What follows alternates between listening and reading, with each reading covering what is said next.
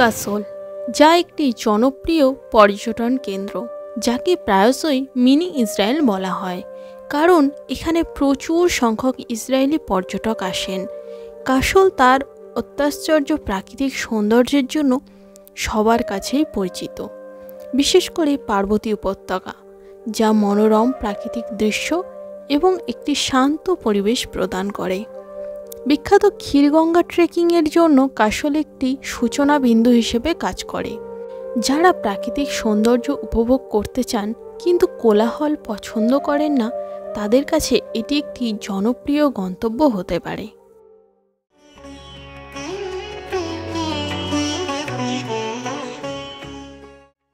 মণিকরণ, যা তার পবিত্র উষ্ণপ্রস্রবণ, গুরুদ্বারা এবং ধর্মীয় তাৎপর্যের জন্য বিখ্যাত। মূলত শিখ ও হিন্দু সম্প্রদায়ের জন্য এটি একটি গুরুত্বপূর্ণ তীর্থস্থান। তাছাড়া এই জায়গাটি তার প্রাকৃতিক সৌন্দর্যের জন্য পরিচিত। আজ 11ই মে, মানালি ভ্রমণের তৃতীয় দিন। আজ বেশ সকাল সকাল যাত্রা শুরু করেছি, কারণ মানালি থেকে প্রায় 78 কিলোমিটার দূরে পার্বতী নদীর তীরে পার্বতী উপত্যকায় পৌঁছাতে হবে। মণিকরণ যাওয়ার পথে আমরা বৈষ্ণোদেবী মন্দিরের সামনে কিছুক্ষণের জন্য থামলাম। এখানে পাশেই প্রবাহমান খরস্রোতা বিয়াস নদী। এই মন্দিরটি অত্যন্ত মনোরম এবং বৃহৎ। এখানে দর্শনার্থীরা বিভিন্ন দেবদেবী পূজার্চনা করতে পারেন।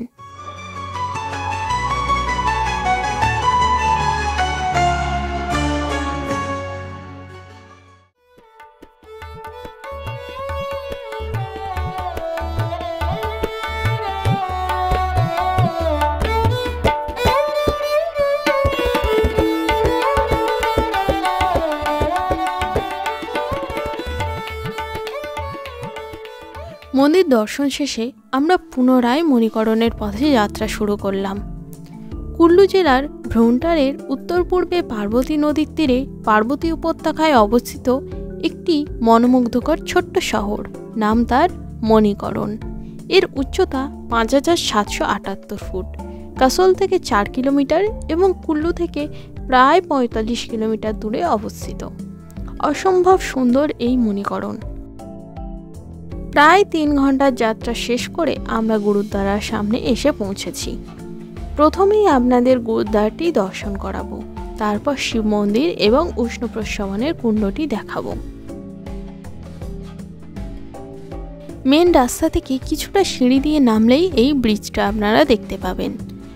আমার ডান দিকে দেখতে পাচ্ছেন এক জায়গা থেকে ধোঁয়া উঠছে, ওটাই শিব মন্দিরের পিছনের দিক। আর আমার সোজা গেলে দেখতে পাবেন গুরুদ্বারা। শিখ ধর্মের ইতিহাস অনুসারে জানা যায়, গুরু নানক তার কয়েকজন শিষ্যসহ এখানে ভ্রমণ করেছিলেন এবং এখানে প্রথম লঙ্গরখানার প্রচলন শুরু করেছিলেন।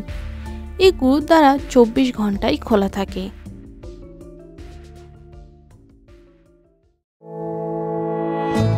এখানে একটি উষ্ণ গুহা রয়েছে, যেখানে প্রবেশ করলে তীব্র উত্তাপ অনুভূত হয়।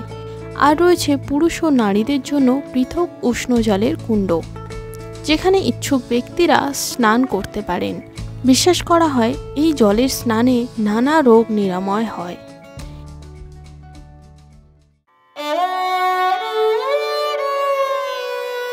এবার আমরা চলে এসেছি শিব মন্দিরে।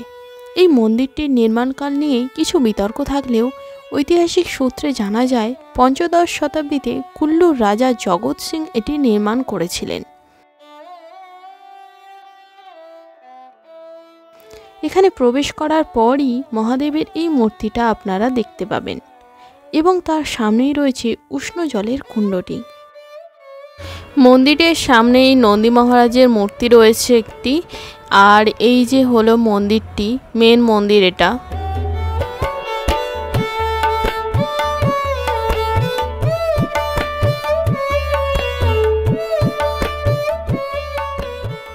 মন্দিরের পিছনে আসলে আপনারা পার্বতী নদীকে দেখতে পাবেন। এখান থেকে উষ্ণ বাতাস প্রবাহিত হচ্ছে। আপনাদের ব্রিজের উপর থেকে যে জায়গাটা দেখাচ্ছিলাম, এটাই সেই জায়গা।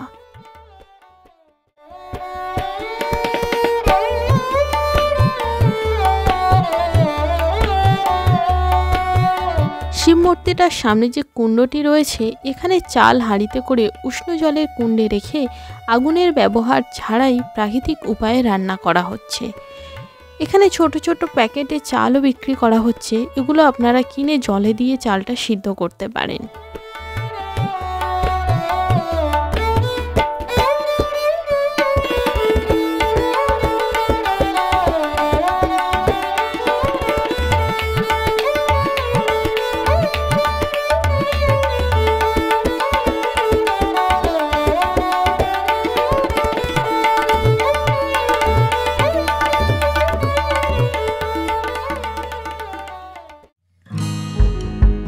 গুরুদ্বারা, শিব মন্দির এবং উষ্ণ প্রস্রবণ দর্শন শেষে আমরা এখন আবার পথ চলা শুরু করেছি আমাদের পরবর্তী গন্তব্যের উদ্দেশ্যে।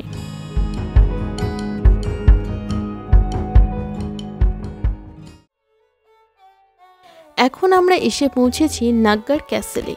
1800 মিটার উচ্চতায় বিয়াস নদীর তীরে অবস্থিত নাগগড়, যা হিমাচল প্রদেশের কুল্লু জেলার একটি প্রাচীন ছোট্ট শহর।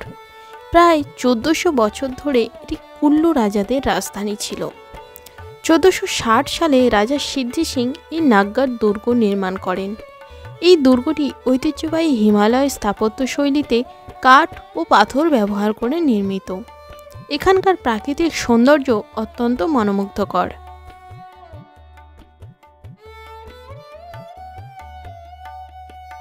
মানালি ম্যাল রোড থেকে এর দূরত্ব 22 কিলোমিটার এবং মণিকরণ থেকে এর দূরত্ব 63 কিলোমিটার। 1978 সালে এটি হিমাচল প্রদেশ পর্যটন উন্নয়ন কর্পোরেশন কর্তৃক একটি ঐতিহ্যবাহী হোটেল হিসেবে পরিচালিত হয়।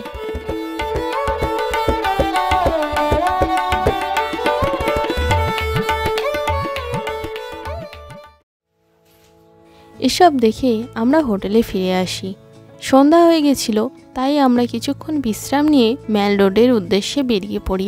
সারাদিনের জার্নিতে শরীরটা ক্লান্ত লাগছিল ঠিকই, কিন্তু আজ আমাদের মানালিতে শেষ দিন, তাই ম্যাল রোডটা আমরা সন্ধ্যায় একটু ঘুরে নিলাম।